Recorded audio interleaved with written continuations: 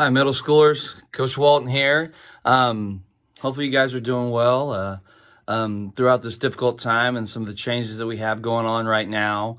It is a very difficult time. It's different, not just difficult, it's different. It's a lot of change through the coronavirus. I know you guys aren't in school right now and stuff like that. It's different. Make sure you're following the rules and listening to your parents and the direction that you were given. Stay safe, stay home. Don't go running around with your friends. You guys all have cell phones, FaceTime back and forth. And we know you guys like to talk, so talk and look at each other on the phone. Um, it's very difficult right now. Some of the things that I think would be good for everyone is here at my house, my little girl's kind of struggled with not seeing her friends and her teachers quite a bit. One of the things that me and my wife have really pushed toward her to do is to journal, write down how you feel about these things each day, write down different things on how you're feeling about not seeing your friends, not going to school, and, just by your life experience with this. This is something that we all should be doing is journaling this, including myself too, writing these things down. Because you never know, as life goes on, you want to look back and see, what did I do during this time? And what was I doing at that time? And where was I in my life? And what was I thinking? So hopefully you guys, we will get through this. It will be a positive experience. And the book that I've picked out goes along with this a little bit, because everything that we go through, we have to learn how to adapt and move forward. And this is definitely a difficult time to really think about how we're going to adapt and how we're going to move forward on that. All right. The book I've chosen for you guys today is called Who Moved My Cheese? All right.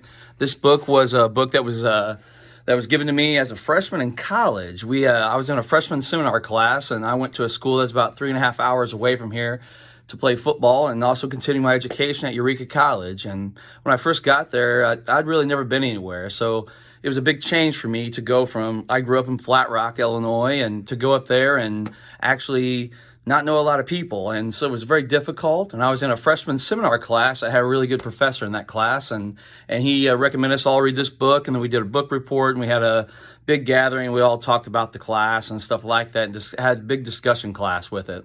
And it's called Who Moved My Cheese by Spencer Johnson. And what it talks about is how life changes, and sometimes we're like mice. If we don't adapt to the change or where things go and where cheese is at and stuff like that, then we struggle a lot. If we don't adapt, then nothing changes and we don't move forward. All right. So here's the book. It's called The Gathering, the first part.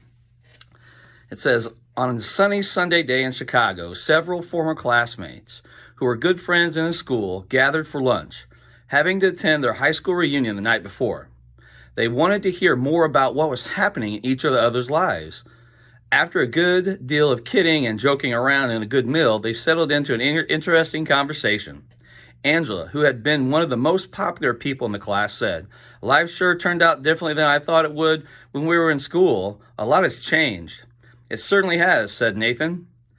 They knew Nathan had gone into his family's business, which had operated pretty much the same it has been a part of the local community as it had for as long as he could remember. So they were surprised. When he seemed concerned, he asked, "But have you noticed how we don't change when things change?" Carlos said, "I guess we resist changing because we're afraid of change." "Carlos, you were captain of the football team," Jessica said. "I never thought I'd hear you say anything about being afraid." They all laughed as they realized that although they had gone off in different directions, from working at home to managing companies, they were experiencing similar feelings. Everyone was trying to cope with the unexpected changes that were happening to them in the recent years, and most admitted that they did not know a good way to handle this. Then Michael said, "I used to be afraid of change. When a big change came along in my way of business, we didn't know what to do. So we didn't adjust, and we just almost lost it all. That is," he continued, "until I heard a funny little story that changed everything." "How so?" Nathan asked. "Well, the story changed the way I looked at change, from losing something to gaining something, and it showed me how to do it. After that, things quickly improved, at work and also in my life. At first, I was annoyed with the obvious simplicity of the story because it sounded like something we might have told in school back in the day. Then I realized I was really annoyed with myself for not seeing the obvious and doing work work on the things that were changing. When I realized these four characters in the story represent various parts of my life, I decided who I wanted to act like, and I changed. Later, I passed the story on to some people in our company, and they passed it on to others. And soon our business did much better because most of us adapted to change better. And like me, many people said it and helped me in their personal lives. However, there were a few people who said they got nothing out of it. They either knew lessons and they were already living them, or more commonly, they thought they already knew everything and didn't want to learn. They couldn't see why so many others were benefiting from it. When one of our senior executives, who was having a difficult adapting, said the story was a waste of his time, other people kidded him, saying that they knew the character he was in the story, meaning the one who learned nothing, knew, and did not change. "What's the story?" Angela asked. "It's called Who Moved My Cheese?" The group laughed. "I think I like it already," Carlos said. "Would you tell the story? Maybe we could learn something from it." "Sure," Michael replied. "I'd be happy to. It doesn't take long." And so he began.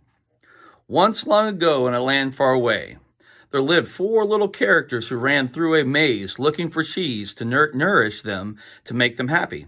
Two were mice named Sniff and Scurry, and two were little people beings that were small as mice, but who looked and acted a lot like people today. Their names were Hem and Haw. Due to their similar size, it would be easy not to notice that the four of them were what they were doing. But if you look closely enough, you could discover the most amazing things.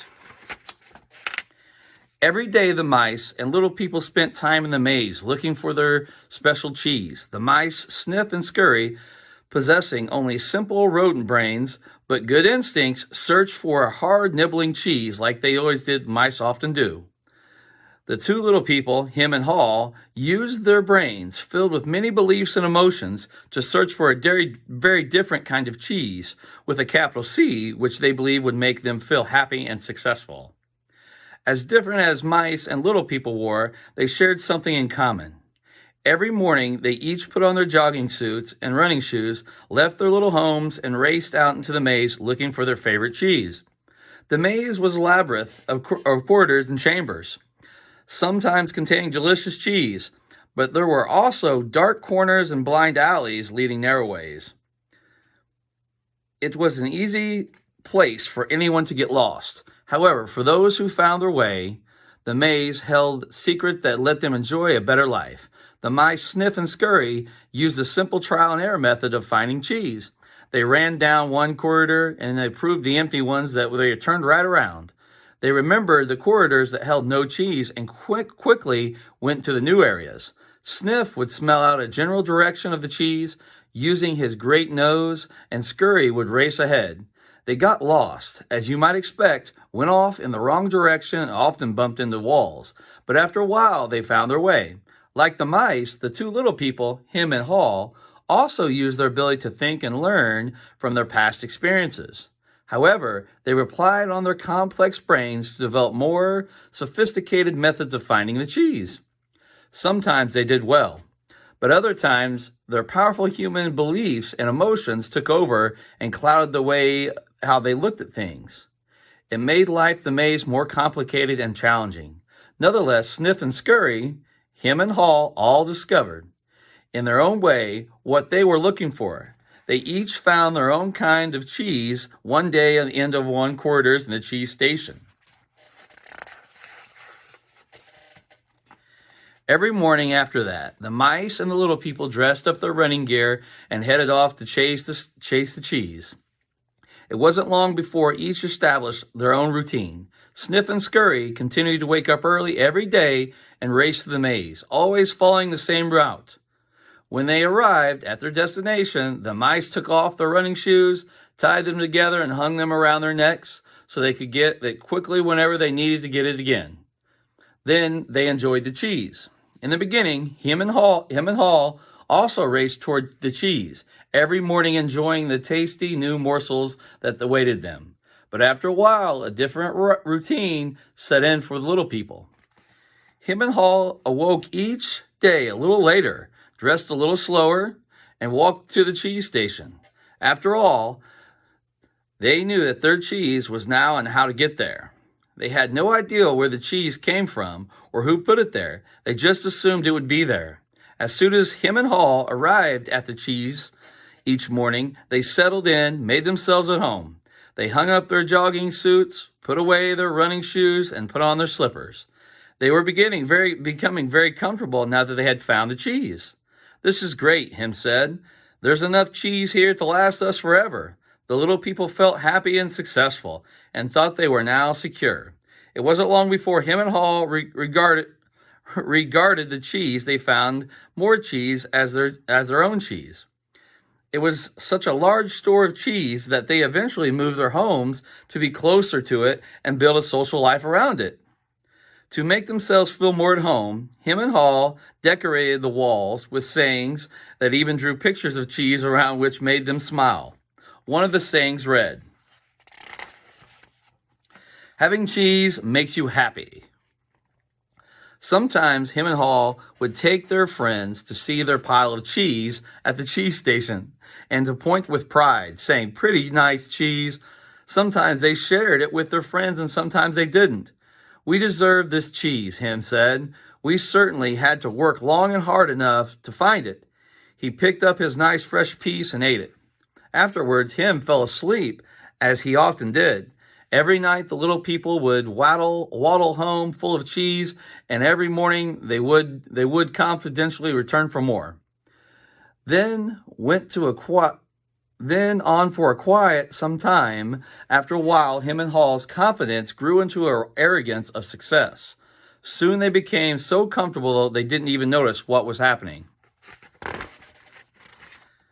As time went on, Sniff and Scurry the mouse continued their routine. They arrived early each morning and sniffed and scratched and scurried around all the cheese, inspecting the area to see if there had been any changes from day to day.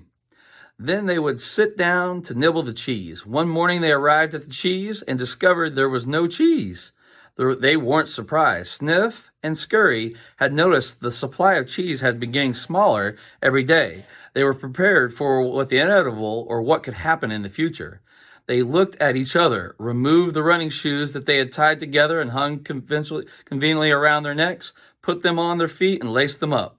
The mice did not overanalyze things. To the mice, the problem and the answer were both simple. The situation of the cheese had changed, so Sniff and Scurry decided to change.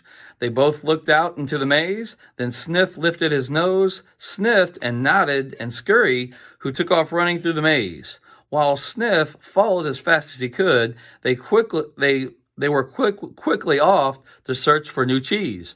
Later that same day, him and Hall arrived at the cheese station. They had not been paying attention to the small changes that had been taking place each day, so they took it for granted that the cheese would be there. They were unprepared for what they had found. "What? No cheese?" Him yelled.